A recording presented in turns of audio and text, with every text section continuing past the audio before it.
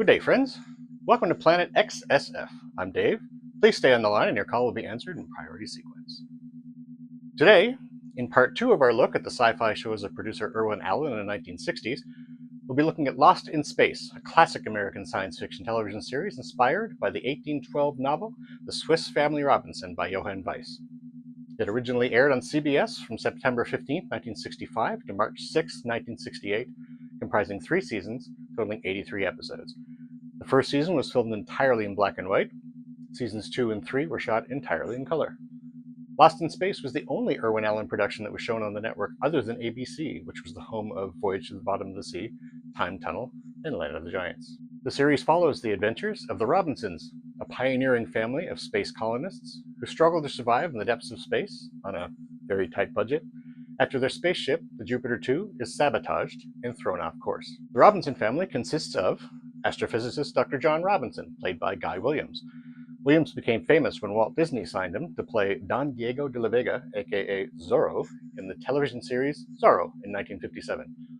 Later, in the 1970s, he moved to Buenos Aires, where he had enduring fame due to the popularity of the Zorro character. The show was sent out there at least 2 times every single day when it was popular. Biochemist Dr. Maureen Robinson, played by June Lockhart, who, other than Lost in Space, is probably best known for her role as the mother in the long-running series Lassie from 1958 to 1964. After Lost in Space, she appeared on the popular CBS television sitcom Petticoat Junction from 1968 to 1970. June Lockhart retired from acting in 2021 and remains a beloved figure in the entertainment industry. Eldest daughter, Judy Robinson, played by Marta Kristen. Marta made her first television appearance in a 1961 episode of Alfred Hitchcock Presents, titled Bang, You're Dead, alongside Billy Mumy. She had a cameo role in the 1998 movie Lost in Space. Younger daughter, Penny Robinson, played by Angela Cartwright. Angela Cartwright gained prominence for her role in the long-running TV series The Danny Thomas Show, but is probably better known for her role as Brigitte von Trapp in the iconic film The Sound of Music in 1965. The film won 5 Academy Awards and became the highest-grossing film of all time at that point. Cartwright, interestingly enough, also made a cameo in the 1998 Lost in Space film and appeared as Dr. Smith's mother in the 2018 Netflix reimagined Lost in Space series. Will Robinson, played by Bill Mumy. Mumy started his career in the 1960s as a child actor, with notable television appearances on shows like Bewitched, I Dream of Jeannie, and Alfred Hitchcock Presents. You may remember him from 3 episodes of CBS TV's original Twilight Zone, including the episode It's a Good Life, where he played 6-year-old Anthony, who terrorizes his town with psychic powers. Mumy later reprised this role along with his daughter Liliana in the It's Still a Good Life episode of the 2002 Twilight Zone series. In the 1990s, Mumy appeared in all 5 seasons of the sci-fi TV series Babylon 5. A talented musician, guitarist, singer, songwriter, and composer, Mumy was also part of the extremely odd musical duo Barnes and Barnes, known mostly for their infamous Fish Heads song, which placed number 57 in Rolling Stone's top 100 videos of all time. Fish heads, roly-poly fish heads, eat them up, yum. Really into the high concept stuff now, folks. Carrying on, U.S. Space Corps Major Donald West, played by Mark Goddard.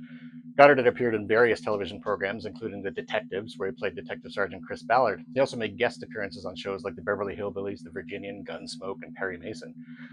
He also appeared in a cameo as a military officer in the 1998 movie. And last but not least, Dr. Zachary Smith, played by Jonathan Harris, a physician working for Alpha Control, who is revealed in the very first episode to be a saboteur working on behalf of an unnamed nation or organization. His actions caused the Jupiter 2 to go off course, leading to the family's adventures in space. He worked in several TV productions, but his most famous by far is The Dastardly Dr. Smith.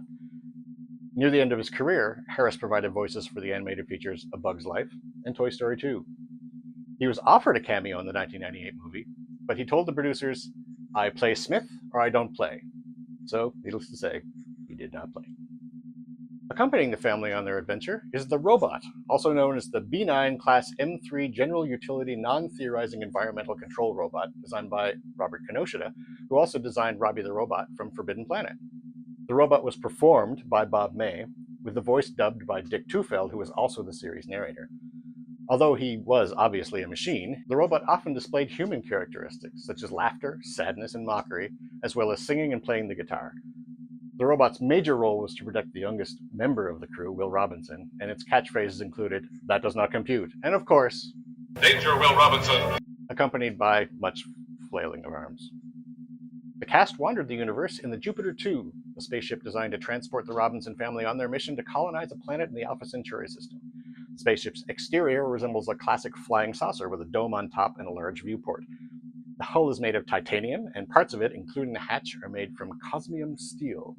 In order to save money on piano wire, the ship was equipped with artificial gravity, which was only switched off once temporarily in the first episode. The series is set in the far-off future of 1997. The United States is preparing to colonize space due to overpopulation on Earth. The show began in 1965 with the filming of a pilot episode called No Place to Hide. The plot of the unaired pilot began with the mission of a spacecraft called the Gemini 12, which was to take a typical suburban family on a 98-year journey to an Earth-like planet orbiting the star Alpha Centauri 2. However, the spacecraft encountered an asteroid and got thrown off course, leading to the adventures of the Robinson family in outer space. In the first episode that actually aired, we follow the Robinsons as they embark on the rechristened Jupiter 2 to colonize blah, blah, blah, blah, blah. In this version, however, foreign agent Aeolus 14 Umbra, aka Dr. Zachary Smith, reprograms the Robinsons' B9 class robot to destroy the Robinson family 24 hours into their flight.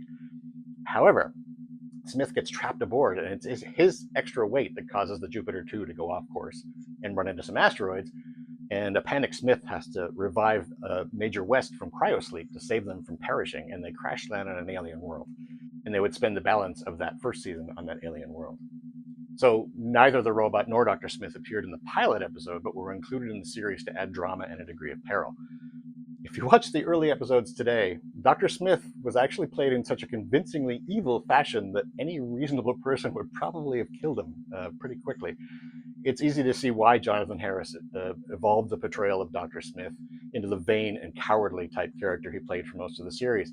He was literally hired to murder the family and nearly succeeded. He was less threatening as the greedy buffoon he evolved into. Although part of the regular cast, Jonathan Harris was billed as a special guest star for the entire run of the series.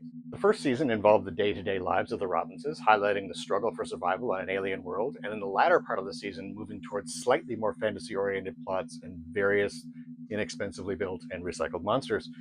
Highlights of this season include a guest starring role for Robbie the Robot, as an evil, scheming alien threat in War of the Robots, and a two-part episode, The Keeper, starring Michael Rennie, formerly from The Day the Earth Stood Still, as the owner of an interplanetary menagerie for which he wanted a few small human specimens, let's say.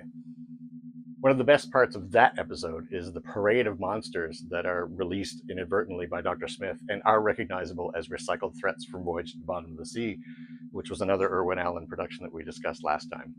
Season 2 was filmed in color and was filled with bright colors and outrageous plots in response to another show airing opposite Lost in Space on ABC in 1966, Batman. The focus had substantially shifted to Will, Dr. Smith, and the robot by this time, and Guy Williams and Mark Goddard were reportedly unhappy that the show had moved away from what they considered proper science fiction.